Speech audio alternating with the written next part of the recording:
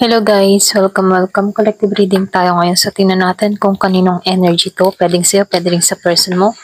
So, be open-minded po. Hindi halos lahat makaresonate. Thank you nga po pala sa mga nagsusubscribe. Sa mga bumabalik, maraming salamat po. Start na tayo. Give me the message for collective. Kaninong energy to?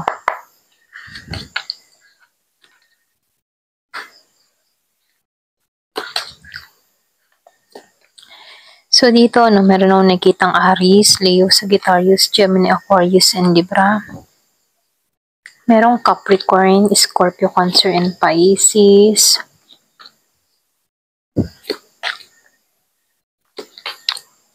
Virgo, Taurus, and Capricorn.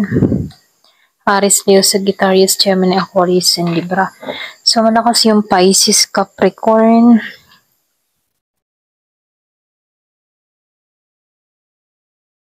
Ayan. So, dito, yung iba sa inyo, meron akong nakikita ditong taong stress or pwede rin meron siyang mga isipin, may bumabagabag sa kanyang kaisipan, may gumugulo. Hindi niya maintindihan kung bakit nahihirapan siya sa sitwasyon. Kumaga pwedeng meron tong problemang kinakaharap. Biglaan tong dumating sa tao na to, hindi inaasahan, pwedeng sa balita, pwedeng na-stress siya sa balita mula sa isang tao or pwedeng meron ditong mensahe na nagpabagabag sa kanya, nagpa-stress sa kanya. So, lumalabas stress siya dito, okay? Yung iba sa inyo, pwedeng meron tong mga narinig na kung saan nagpapakaba sa kanya rito, okay? So, dito, nakikitaan ko dito, yung iba sa inyo kaya na-stress dito dahil merong natuklasan, merong nalaman, merong kinabigla, meron nung nakikitang nag-cheat or pwede rin sabihin, nagsinungaling, okay? Meron ditong involved na ibang, yung tipong hindi rin iba sa kanya, yung tao na nanloko sa kanya, okay? So, nakikita ko dito, friends at kapartner, okay? Yung iba sa inyo, or pwede rin close friend, kaanak, or kapamilya, na malapit din dito sa taong ito, na meron siyang natuklasan dito about sa partner niya at dun sa tao. So, merong lihim na tagpuan, lihim na ginagawa, okay? So, yung iba sa inyo, ito yung nagpapakabagabag sa taong ito, nagpapaka-stress sa kanya dito sa mga balitaan or sa nakita or nasaksihan niya rito, no? So, ito lang nakikita ko dito, no? So, lumalabas dito, no? Kahit meron siyang natuklasan, pinaiiral ng tao nito maging mahinahon. Yung man tipong hindi siya nagwawala, hindi siya nagagalit, or although may sama ng loob, pero hindi niya pinakikita, hindi siya nagmumura. Kumbaga, itong tao na to, mas nagiging siyang malinaw yung kaisipan niya, okay? Dito, nahirapan nga siya dito sa person niya rito, no, na ikinabigla niya dahil meron siyang mga nasaksihan dito, no, or may nabalitaan siya dito. Pero mas pinaiiral ng tao nito yung kapanatagan ng isipan niya, okay? Hindi siya nagre-react, hindi siya nagwawala, ganon. So, yung nagiging siyang mahinahon sa sitwasyon, sa natuklasan niya rito. Ito lang nakikita ko dito. So, dito, kaya nalaman niya dito na bakit ganun yung tao niya dito, Walang oras, walang panahon, iba yung pinakikita, pinararamdam. Kasi meron ditong nabawasan yung pagmamahal, okay? So, ito lang nakikita ko dito. So, meron kang partner dito na hindi na katulad ng dati yung init ng pagmamahal na pinakikita sa'yo, okay?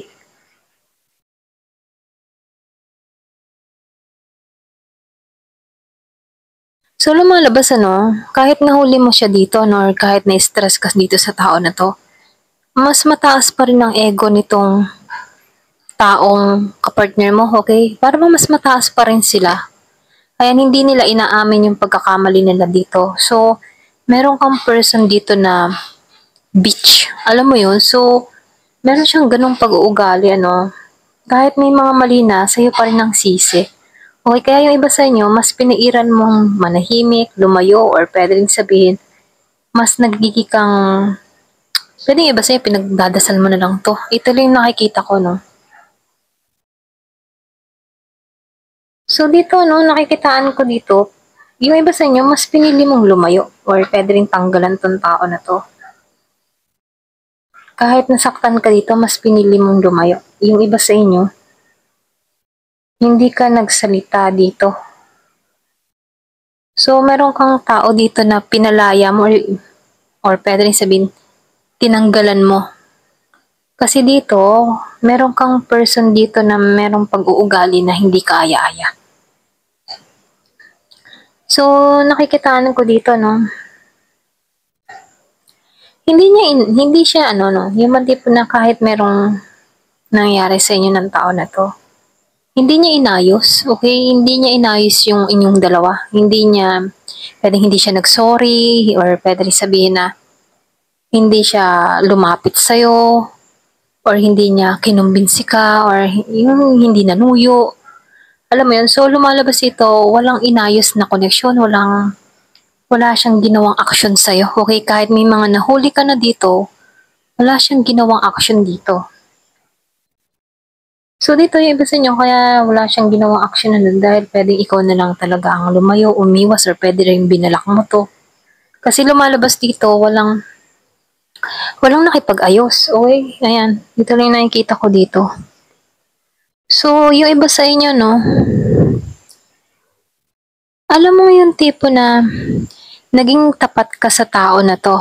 Dahil alam mo sa sarili mo, kapag nagtapat ka dito, yun din yung magre-reflect sa'yo. Pero iba yung sinukli sa'yo. So, lumalabas dito na naging tapat ka sa tao neto, pero may pumagit ng ahas dito, okay? So, meron nung nakikita ang Scorpio, Year of the Dog, dun sa iba sa inyo. So, yung iba naman sa inyo, kaya ka hindi na rin nabibigla sa taong ito, no? Or hindi mo rin to pinanghihinayangan. Kasi magaan din naman yung estado mo sa panahon ngayon, no? Pwedeng iba sa inyo, meron ka namang sariling kita, independent ka, kaya mong kumita, hindi mo kailangang umasa sa taong ito. So, kaya mo yung sarili mo. Okay? Pwedeng iba sa inyo, meron dito distance sa pag-itan nyo ng tao na to, merong travel, or pwedeng merong nasa ibang bansa. Yung iba sa inyo, merong nasa ibang bansa. Yung iba sa inyo, nangyari to, nasa ibang bansa ang isa. Okay? Merong nasa ibang bansa, ganon. So, lumalabas din dito, no, yung iba sa inyo, merong nagbabalak dito mag-travel, or merong iniintay na tawag, visa, or interview, okay, pwedeng medical, interview, ganyan. So, may inintay siyang tawag dito. Meron nung nakitang paalis ng bansa, pa-travel, or pwede rin sabihin nasa ibang bansa, end of contract, okay, merong pag-iintay. Excuse me. Matagumpay siya dito, ito rin nakikita ko. Meron ditong nasa ibang bansa, kung ikaw yung niloko, no, habang nasa ibang bansa ka. Nakikita ko dito matagumpay ka, maayos ka, matalino ka, logic ka mag-isip. Hindi ka napaloloko dito. Ito rin nakikita ko, no. Kumbaga yun ang nangyari sa'yo dito sa taong ito. Alam mo sa sarili mong hindi ikaw yung kawalan, okay? Alam mo yun, yung tipong alam mo sa sarili mo na hindi ikaw yung nawalan at siyang nawalan. Ganun, okay? Pwede ikaw yung nagpapadala ng pera dito sa tao nito habang merong kinalulukuhang iba. Okay, hindi rin iba sa yung tao. Kumbaga ikaw, sinagad ka, sinagad yung kabaitan mo, inabuso ka, tinig advantage ka. Ganon yung nasa-sense ko dito. So dito, no, yung iba sa inyo, hindi to naging sincere sa'yo. Ayan, so lumalabas may distance. Kumbaga siya yung tipo ng tao na hindi kayo balance or hindi kayo naka-align sa nararamdaman niya sa bawat isa. Yung isa, pwedeng ikaw yung masyadong, kung ikaw yung nagmahal talaga dito at naging tapat sa taong ito, no? Hindi siya ganong ka-equal sa'yo. Ito lang nakikita ko, no? Pwedeng meron itong mga pangangailangan na hindi mo maibigay kaya nakuha niya sa iba, okay? Ayan.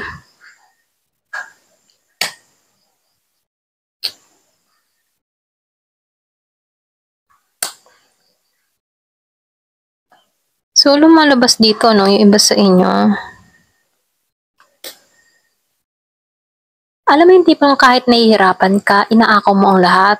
Inaakaw mo lahat ng responsibilidad, kinakaya mo kahit mahirap yung sitwasyon na dinadala mo, kahit meron kang mga iisipin andun yung sacrifice mo para sa pamilya, okay? Pwedeng yung iba sa inyo, hindi mo na lang inaatupag tong kapareha mo. Family, anak, yun na lang inuuna mo, okay? Kasi dito, alam mo naman sa sarili mo na hindi na maayos yung nawala sa inyo ng taong ito, okay? Yung tulad ng pagsasama, hindi na maibabalik muli yung tiwala, nagkalamat na, or pwede rin sabihin na kahit kahit magsama pa kayo, hindi na buo, okay? Alam mo yun, parang meron ng lamat, ganyan. So, dito, lumalabas dito, yung iba sa inyo, pwedeng nagpasya ka dito na wala nang aayusin pa, okay? So, nakikitaan ko dito, no, dito sa judgment, alam mo sa sarili mo na darating din ang araw na pagsisisihan din ng tao na ito yung ginawa sa'yo. Kasi alam mo sa sarili mo na may bagong simula pa naghihintay sa'yo. Okay? So, alam mo din sa sarili mo na temporary lang itong mga nararanasan mo. Yung sakit yung sakit, yung hirap na nararamdaman mo, alam mo temporary lang to at alam mo makakaraos at makakamove on ka dito. Okay? So, nakikita ko dito ginising or pwedeng calling, pwedeng ginising ka sa isang mensahe or sa mga napapanood mo. Meron kang napagtanto or may nagpagising sa'yo kung bakit nagiging malinaw yung kaisipan mo, alam mo yung desisyon na gagawin mo. So, lumalabas dito na nasa tamang direksyon ka, okay? So, dito, no, ikaw yung tipo ng tao na, alam mo yung tipo na mas lalo kang tumitibay yung kalooban or mas lalo kang tumatatag dito. Alam mo yung truth mo, alam mo yung ganon, alam mo yung katotohanan para sa'yo, nagpapakatotoo ka dito. Kahit may mga mensahe kang nare-receive dito, na pagsubok para sa'yo, mas na, mas na, mas nananaig dito yung katotohanan mo. Alam mo yun? So, nakikitaan ko dito, hindi ka naniniwala sa mga sabi-sabi or something na kung ano man yung sinasabi sa'yo ng ibang tao, no? Mas naniniwala ka ngayon sa sarili mo. Ayan. So, ito lang nakikita ko sa'yo. Kumbaga, dito yung gabay or pwede rin ginagabayan ka sa landas na tinatahak mo. Alam mo na kailangan na ngayong kumilos para sa sarili mo. Alam mo na kung kailan magsasalita at kung hindi ka magsasalita. Alam mo yun, yung tipo na, alam mo kung kailan mo ipaglalaban yung sarili mo at alam mo rin kung kailan ka mananahimik. Ganon. Kaya dito, lumalabas dito na merong transformation na nangyayari sa'yo dito. At ngayon nagaganap yung transformation sa'yo. Okay? Iba sa inyo? So, lumalabas din dito. Iba sa inyo, pagod ka na sa pagod ka nang makipagtalo, pagod ka nang makipaglaban, na alam mo na hindi na kailangang ilaban. Alam mo yun? So, lumalabas dito na pagod ka nang lumaban na hindi na kailangang ilaban. Kaya iba sa inyo, mas nanahimik ka na lang dito eh. Ito lang nakikita ko sa Five of Swords reverse, Yung bang tipo na hindi worth it ilaban to, kaya wala nang kailangang ilaban, okay? So, lumalabas dito, no? Pwedeng nangyari na yung sakit or itong naramdaman mong pain, pwedeng nitong mga nakaraang buwan, okay, nakalipas na buwan, taon. Pwedeng naranasan mo na to at andito ka sa moment or kung nararanasan mo pa tong pain, dito ka patungo, okay, sa tagumpay mo. Ayan, so lumalabas dito na magkakaroon ka ng lakas ng loob, tapang sa sitwasyon. Alam mo na kung ano yung kahantungan mo, alam mo na yung desisyon na gagawin mo. Kumbaga, ikaw yung may control para sa sarili mo na hindi ka na kailangang kontrolin ng tao na to. So, binigyan ka ng chance para makilala mo ng buo yung sarili mo. Ito lang nakikita ko dito. So, lumalabas dito na alam mo yung tipo na nakasurvive ka or pwede rin sabihin dito ka patungo, makakasurvive ka at makaka-moving on ka sa sitwasyon na kinakaharap mo mula dito sa tao na to. Kung ngayon nahihirapan ka, stress ka dito sa tao na to, dito ka patungo na mapaglalabanan mong lahat ang mga naranasan mo dito sa tao na to at mapaproud ka sa sarili mo kasi nakayanan mo, okay? So, lumalabas dito, yung iba sa inyo madasalin ka, nananalig ka, kahit mahirap, alam mong may kahahantungan, meron ding katapusan tong mga nararanasan mong kabiguan or kabigatan, ano. So, dito nakikitaan ko dito yung iba sa inyo, marami ka ding question na naisip dito, no? May mga tanong ka din, bakit 'to nagawa sa akin? Paano niya nagawa 'to sa mga gano'n, ano. So, dumating din sa point mo na naitanong mo din 'yun sa sarili mo, bakit niya nagawa 'to? Tapat ako dito sa the moon, okay? Bakit siya naglihim sa akin dito? Gano'n, ano. So, lumalabas dito sa the Hierophant, may mga tanong ka na kung saan unti-unti ding magbubukasan at magkakaroon ng kasagutan mula din sa'yo, okay?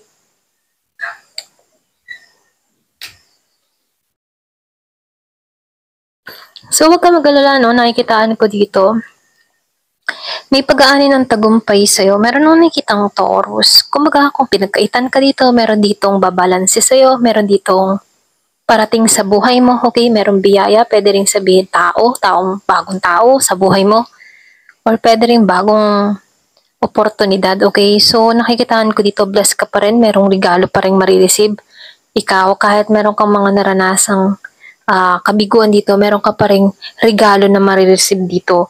So, lumalabas dito, merong bagong simulang naghihintay sa'yo na, alam mo yung may excitement, or pwede rin sabihin, merong parating sa'yo na exciting, okay? So, lumalabas dito, lahat ng mga sakripisyo mo, meron tong magandang kahihinatnan sa dulo. Ito lang yung nakikita ko dito at ito lang yung lumalabas sa baraha, no? Yung mga tipong hindi mo na kailangang ipaliwanag pa yung sarili mo, okay? Sa taong parating sa buhay mo, yung hindi mo na kailangang ah, hanapin pa or tanungin siya, okay? So, dito nakikitaan ko dito na itong parating sa buhay mo ay may boses, okay? So, dito, no, talagang lumalabas dito, meron kang nakadiling dito na bitchy, okay? Kaya iba sa inyo, pwedeng ito yung yung tipong, siya yung dito yung mawawalan ng boses o mawawalan ng lakas ng loob na humarap sa'yo, okay? Pwedeng sa hiya or pwede rin sabihin na darating din yung time na itong tao na to ay magigilty at mawawalan ng boses sa'yo, okay? So, ito lang nakikita ko, no? Pwede yung iba sa inyo, pag meron dumating ditong bago, kasi mayroon ditong regalo or ipagkakalob sa'yo na tao or pwede ring oportunidad na parating sa buhay mo, nakikitaan ko dito, darating yung point na itong tao na ito ay mawawalan ng lakas ng loob sa'yo, okay? Itong taong nanakit sa'yo at hindi niya alam kung paano i-renew, okay? Kasi nawala na yung passion or init or pwede na ikaw, mawawalan ka na ng passion para sa tao ito. So, lumalabas ito, merong may-stuck sa sitwasyon sa bandang dulo, okay? Iba sa inyo, pwedeng siya, may stuck siya sa'yo or pwede rin sabihin, makakaranas to ng stuck dito, okay? Ayan, ito lang nakikita ko. Ayan, hanggang dito na lang po. Thank you for watching. Love and peace.